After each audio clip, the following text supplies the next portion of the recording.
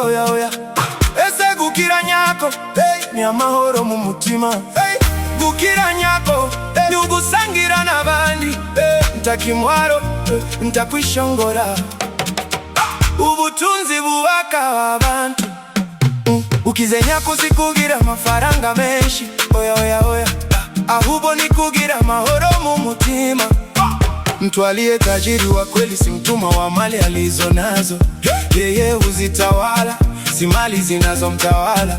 Ubutunzi bukomeye n'ubwenge bwo gufategemezo biza, ukize nyakuri asinzira neza, kuko mutima nama we utamushinja. Ukira nyako ni kugira isho sangira n'abandi, utabitewe n'ikimwaro. Ubutunzi bwiza bubaka ubuzima bwawe n'ubaba gukikije. Umuntu ukize nyakuri yuba bantu bose, yaba bakene cyangwa abakire. Gukira nyako ni ukugira ubwisanzure bwo kubaho udafashwe n'umwenda w'umutima. Uwakize ubwenge bafite umutungo utibwa, umutungo urashira ariko izina ryiza